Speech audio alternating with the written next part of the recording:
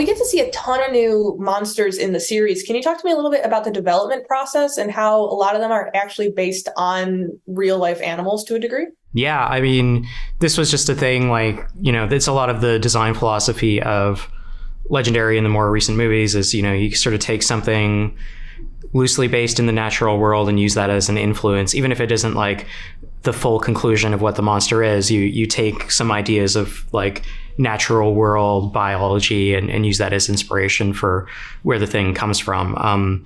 So the process was basically like sometimes we would have a really clear direction in the script of what the writers wanted it to be, and sometimes it would be like, we had a scene and we needed a thing to happen. And so we would just start talking about what it could be and, find reference imagery of things that we liked. I personally, I take a lot of inspiration from the weird, creepy things at the bottom of the ocean. And so we would put that in front of people, and then, we would have conversations, and then I would, pitch what was working to the concept team run by Weta Effects in New Zealand, and the art directors over there would sort of take the ideas and then spit us back their ideas, and then it's just like a great collaborative process.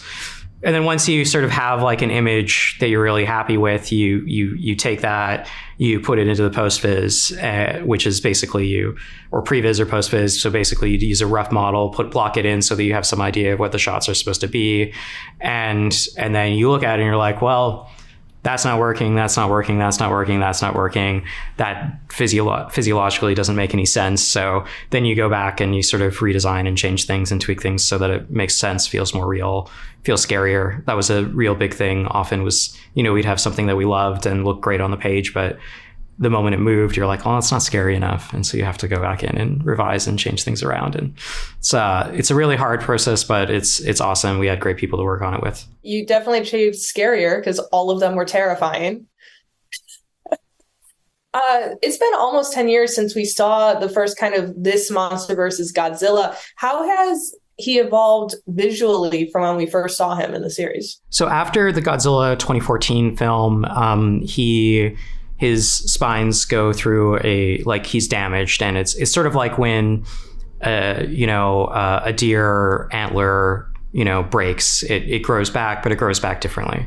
And so his dorsal fins along his back have changed a little bit. There's a small amount that has changed with his tail.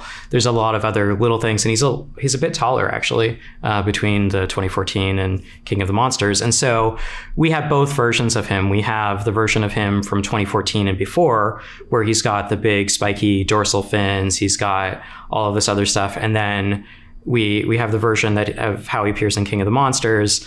So basically sometime in between the two timelines that change happens. Very cool. And then what is the most challenging part of bringing not only the Titans to life on the screen, but the destruction that they wrought? Yeah, I mean, they're both kind of like coupled together, which is, it's really hard to make these things feel big. And, that's one of the great tasks of the visual effects artists that we're working with on the show.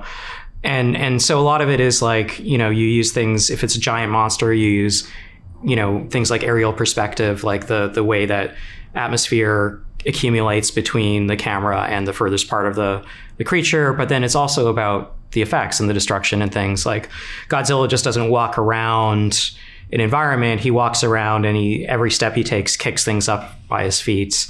The creature, at the beginning of the first episode that comes out of the ground, it comes out and it has sand covering it, and all of that stuff comes off and pours off, and all of those things contribute to giving it scale.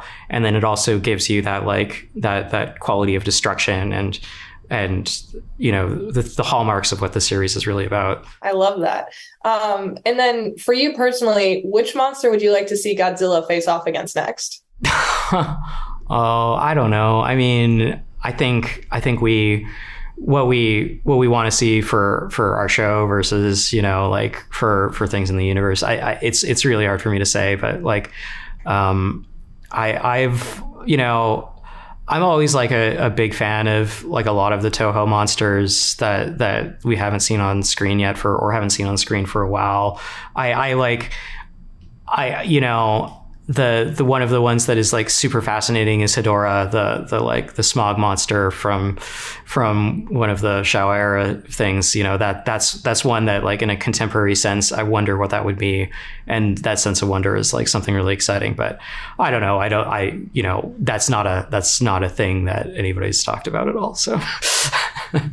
And did you have a favorite kind of new Titan that you were able to create for the show? Yeah, there's one creature, and it's been in a lot of the trailers, so I feel like I can sort of talk about it without spoiling anything. But we have this like, you know, mole-nosed Titan with like the big tentacle-y stuff. That one was a lot of fun to develop and conceive. It's like so one of the stories in the show is Matt Fraction early on was like he tasked one of his kids with researching weird animals from the real world and giving him little write-ups about them.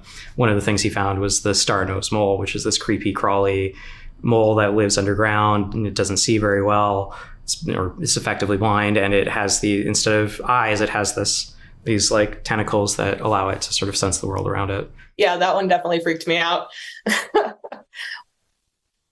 You on like a couple of the Godzilla movies. What was the most surprising part of working on a series in this world? Yeah, so I got to work on Godzilla 2014 as an artist, and that was great. You know, just I was looking at my screen one day and I'm like, oh, I'm working on Godzilla's atomic breath, and that's like one of the most iconic things in all of the history of film, and to sort of be realizing that in a modern context was great.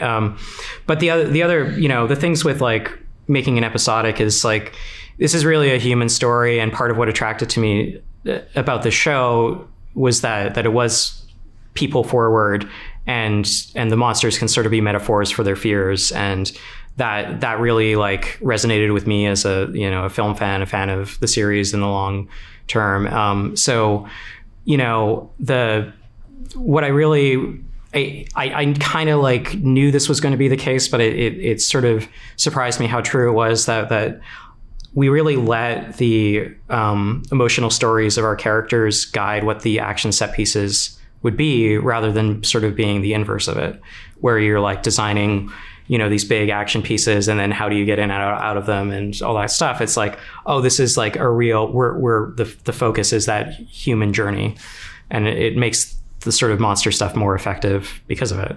I completely agree. Well, like I said, I love the show. I can't wait for more people to see it. You did such a great job on this. Thank you for taking the time to talk to me. Thanks so much. Have a great one.